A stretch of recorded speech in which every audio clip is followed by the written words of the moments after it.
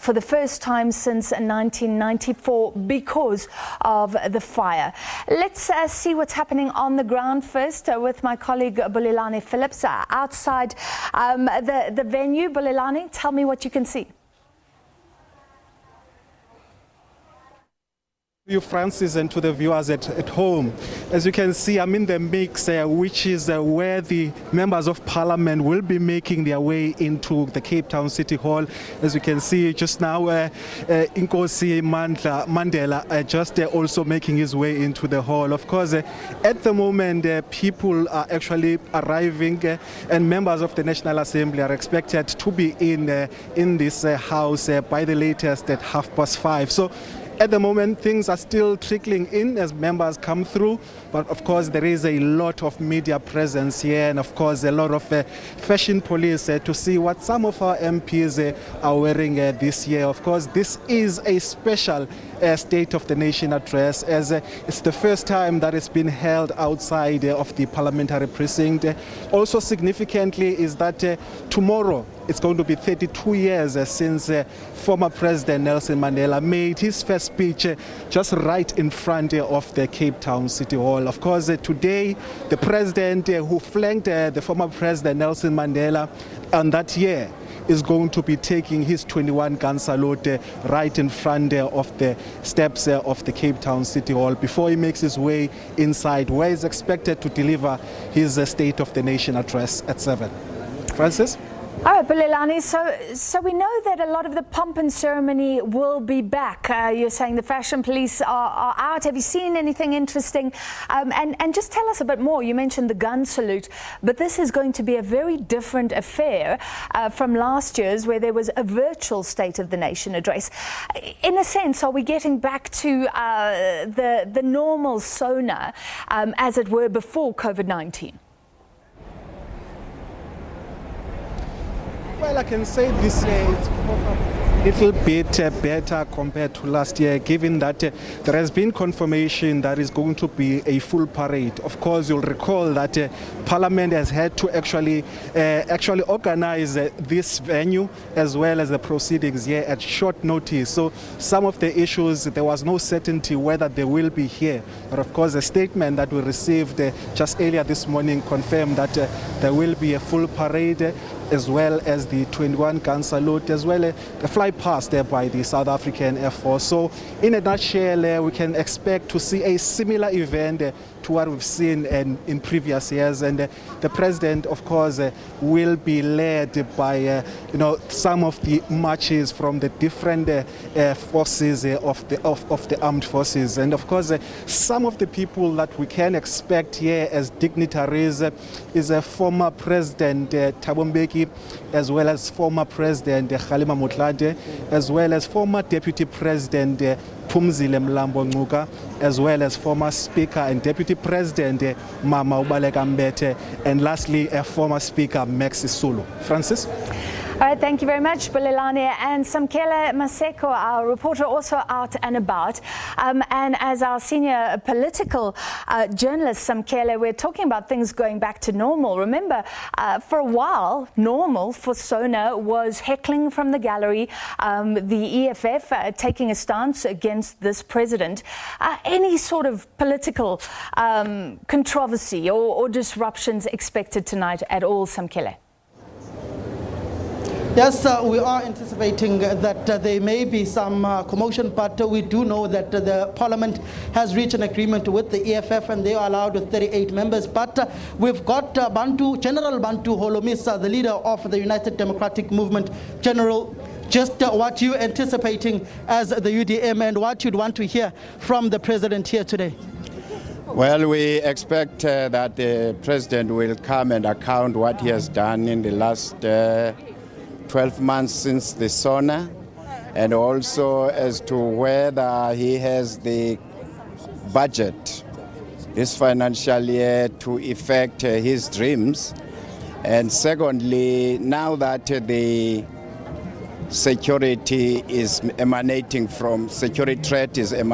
from within the ANC, which causes instability in the country, what kind of budget is he going to allocate to security forces like defense, police, and so on? That is the only area I'm a little bit concerned about. We can talk about programs, but if security is not guaranteed, we might be wasting our time. So he has to put up a plan today. As someone who led a coup back in the days, is there a coup currently underway in this country, particularly when you look at the July unrest and that report by the High Panel? No, you are pushing your luck too far. So I'm not a coup specialist. So you can no, on a serious note, there are no indications that there is such. But when ANC is fighting with itself, you must know that the security forces, the intelligence, everybody is divided up to NPA level. So we need to fix this thing quickly, because there might be people who might take chances. I don't know why ANC continue to have these private armies like veterans, what. These troops were integrated in 2013. But you see 19-year-olds calling themselves MK veterans. Why encourage private armies? They don't know who has caused this mayhem, for instance, in July now. So, but this is your democracy. And well, General, when are you going to Gatawatunusa to have your cup of tea? Anytime. That is General Bantu Holomisa there, who is the leader of the United Democratic Movement. You are going to bring in President Zungulu of the ATM and also Supra Muhamapelo, both of them, just to speak on the High Panel report, and then we will have Natasha Mazzoni, who is the Chief Whip of the Democratic Alliance. Once she's done with her engagement, we'll start with the ATM President, Mr. Zungulu. Just as the ATM, the High Panel report is out, as the ATM, what are your views on that? Are you anticipating the President to take action upon those whom were at the center of the unrest in Gauteng and KwaZulu-Natal? He's never taken any action. We're not expecting anything from him. Firstly, we don't have confidence in Ramaphosa. Secondly, out of the many years he's been the president of the country, he's never done anything. So it's a waste of time for people to believe that Mr. Ramaphosa would suddenly start acting. He's never acted before. What else are you anticipating that will come out of this SONA? The best thing, Samkele, is for him to resign. This is his 6th SONA that he's presenting.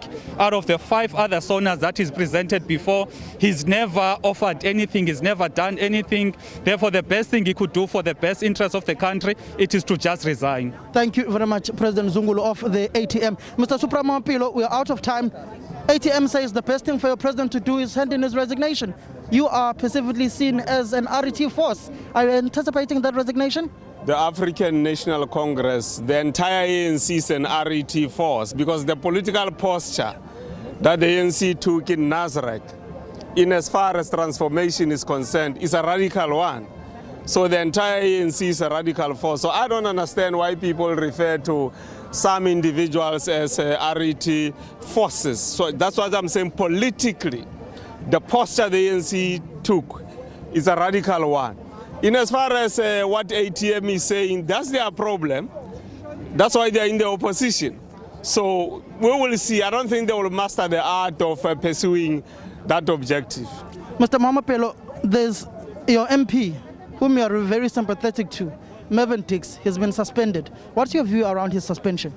Well, I won't talk now, because the matter now is going through processes of Parliament and the organization.